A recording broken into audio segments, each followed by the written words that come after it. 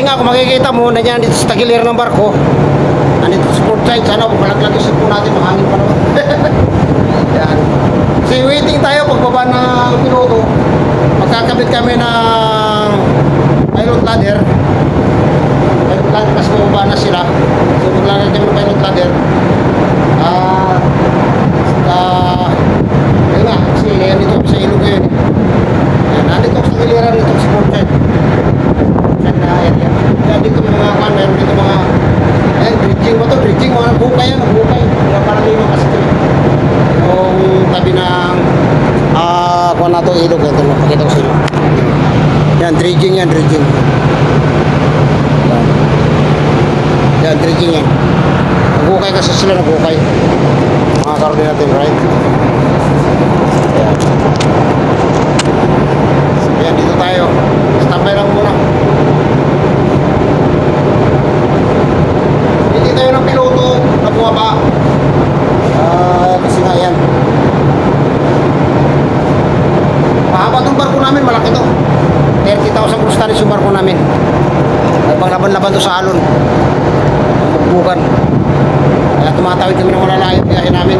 Saan kami nakarating. Ramping kami, pero mo, galing kami ng China, Daidak. Punta kami na loading, tapos Daidak. Loading kami ng China. Punta kami ng Pilipinas. Diskarga kami sa Taguluan. Taguluan, Cagayan de Oro. Pagkain namin Taguluan, Cagayan de Oro. Balik ulit kami na Singapore loading. Pagbalik namin Singapore loading, papunta na ulit kami ng Europe. Discharging kami sa Amsterdam, Rotterdam. Pagkatapos na sa Amsterdam, pumunta kami ng Antwerp. Antwerp na naman kami. Tapos kami ng Antwerp, loading kami sa Antwerp. Umiyahe kami na pumunta ng US. Dito sa may New York. So discharging kami ng New York. Tapos kami discharging ng New York. Dalawang pirto kami. Ngayon nag-loading ulit kami dito sa may Port Arthur, Texas, USA. So ngayon, ang discharging naman namin ngayon, mga karoli natin, papunta kami ng Tuxpan, Mexico, Veracruz. Bali, malapit na dito sa US yan. Dalawang araw lang takbo namin galing dito. Karoli natin. Alright, mga karoli, alam mo naman yung mga seaman, mga karoli, talaga nag-iikot sa buong mundo yan. Mula nung ako mag-seaman, mga karoli, naikot ko rin buong mundo kung saan ako nakakarating. Kaya kayo mga hindi pa nakapagsiman, magsiman na kayo. Magsiman na kayo. Masarap ang magsiman kaysa maglandes. Maraming pera siman. Alright? Dati ang landes, sikat-sikat yan yung mga OFW natin na naglalandes sa Saudi.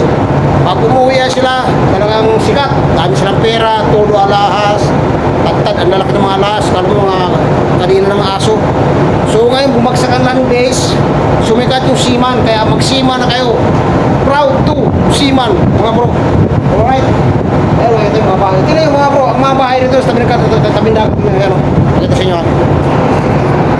Ayun. Ayan mga bro, ayun. Tabing dagat ang bahay rito. Tignan nyo. Ayan o, diba? Saan ka nakakita na ilog to ilog.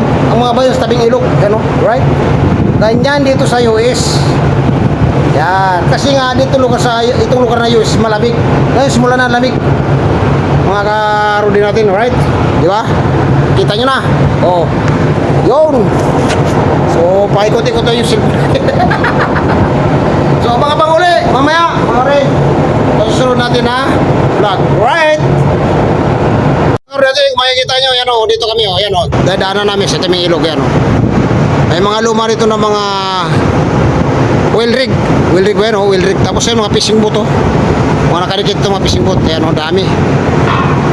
Yan. Mga fishing boat yan. Yan ang fishing boat dito sa US. Dito sa may Port Arthur, Texas, USA. Yan. Mga fishing boat nila rito. Marami yan sa atin sa Pilipinas, mga kanya fishing boat. Pero ibang, ang fishing boat sa atin sa Pilipinas, ibang style. Dito iba rin style nila. Tingnan mo, dami yun. Alright. Alright. Ayan. Ayan, mga karoli natin. Alright. So, yun. Ayan, mga carols natin. Oh. May mga fishing boat dito, mga carols. Oh, dahil fishing boat, oh. Alright, yan mga kados natin. Namimiss ko dati galing ako sa mga ganyan eh. Diyan din ako nagsimula eh. Sa pagsisiman ko. Diyan ako nagsimula. Sa atin sa Pilipinas. Alright. Big LNG alongside the terminal. Right, very big LNG. Yes.